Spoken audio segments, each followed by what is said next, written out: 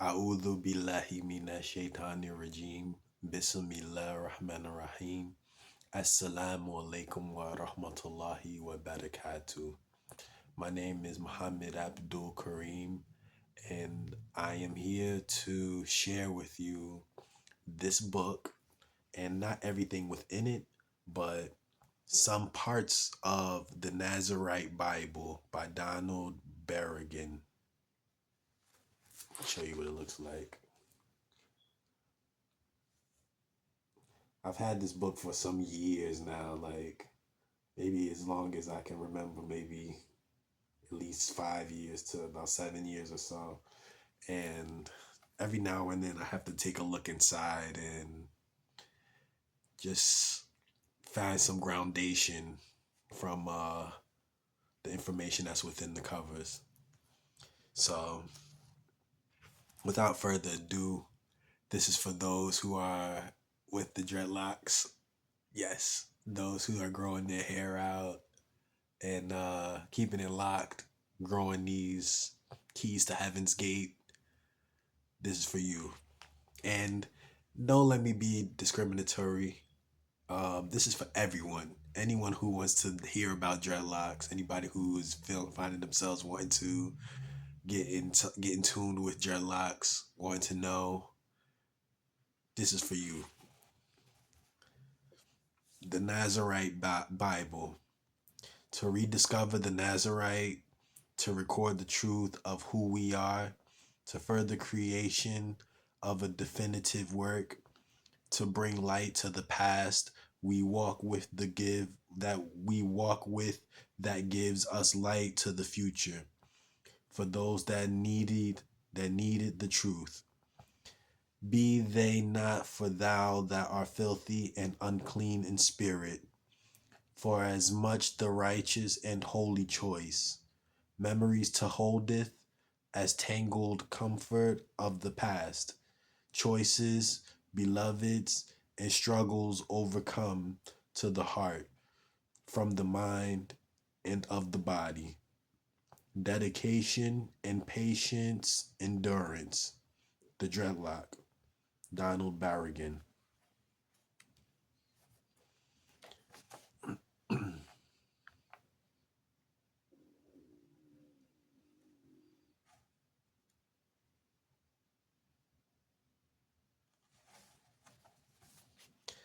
I'm gonna just go over to the section that I thought was to stand out the most and read. But this book is jam packed about. Let me read some of the context of what the book is for you.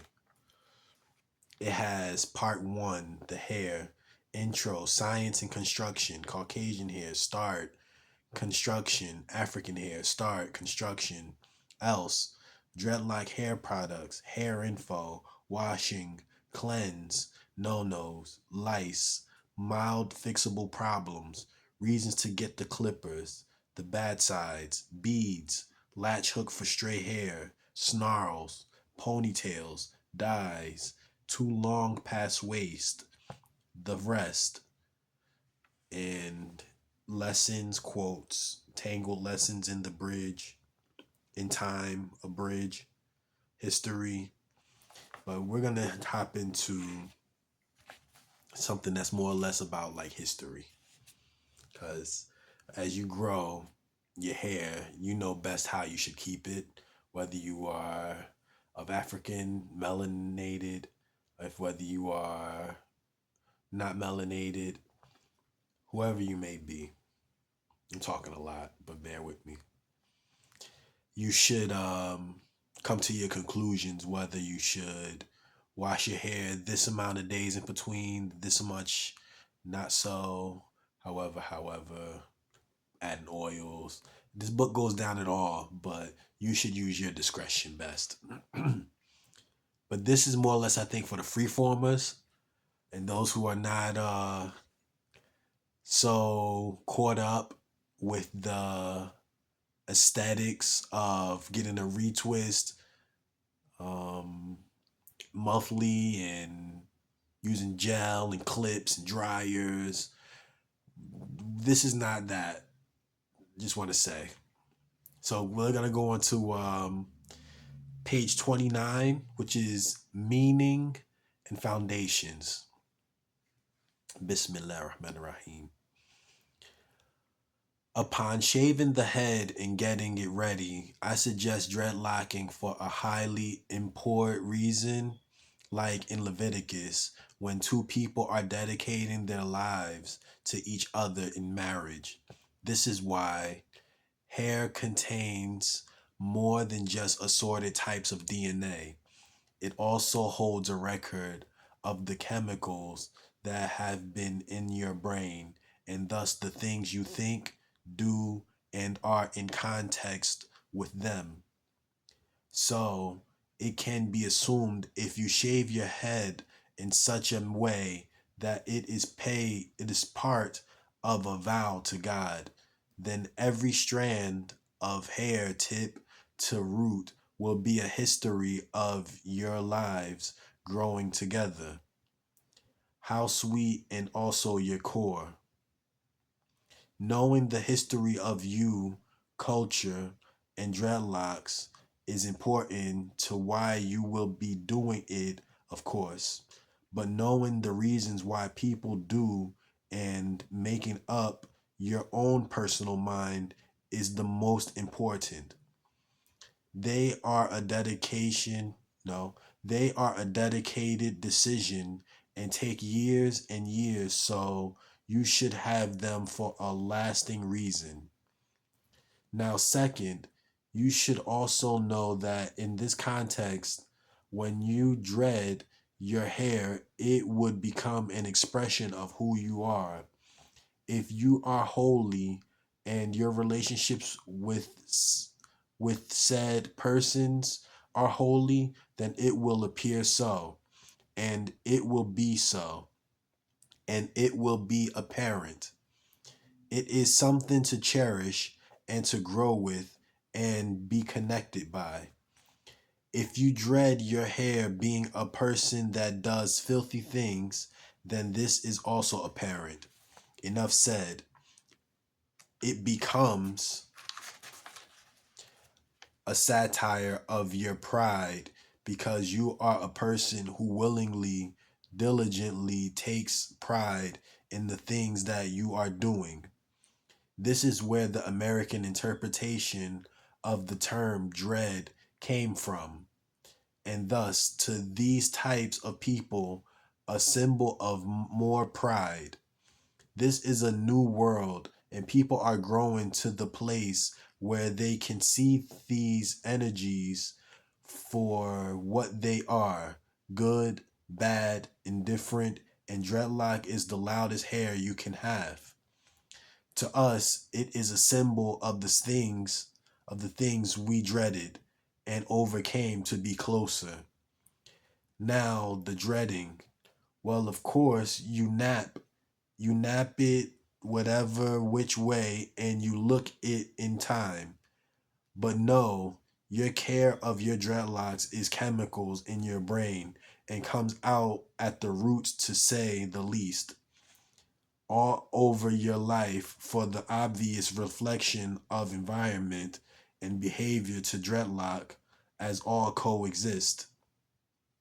Therefore, it is a locking cycle about your hair and everything these locks can mean to you.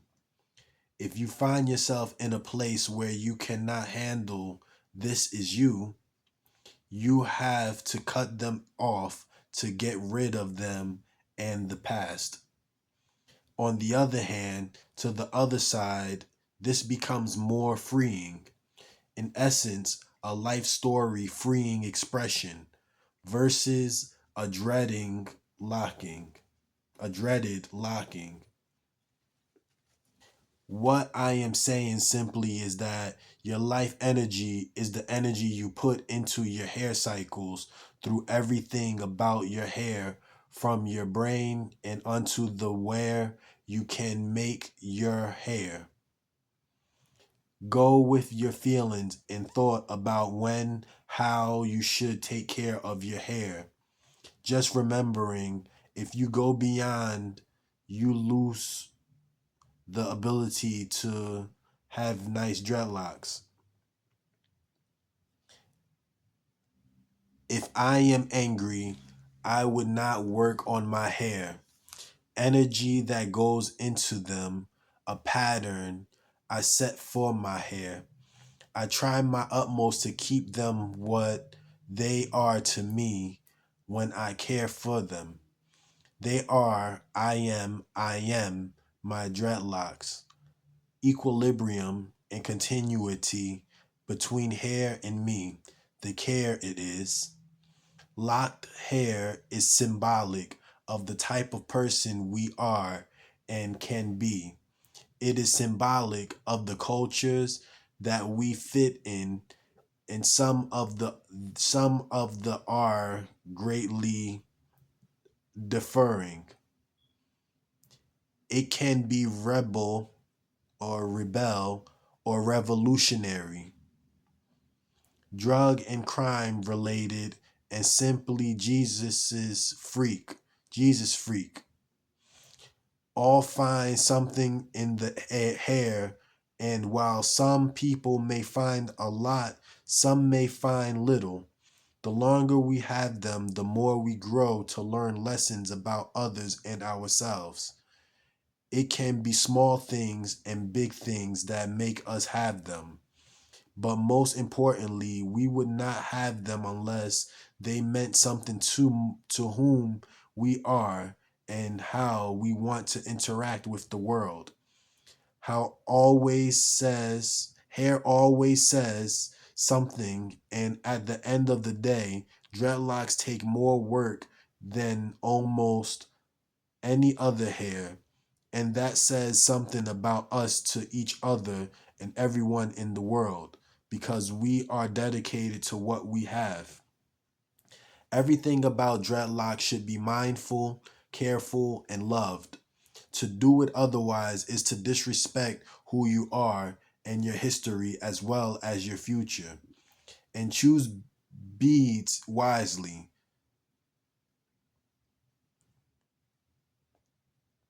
Shalid oxen, Shalid onyx, my large bead, for example, used to assist telepathy, absorb negative energy and dissipated it, harmonizes mind, body, and spirit, instills generosity. That word that I was trying to describe was the word, it was a stone, like a gemstone. I'll spell it out if you are interested in it. CHALCEDONYX.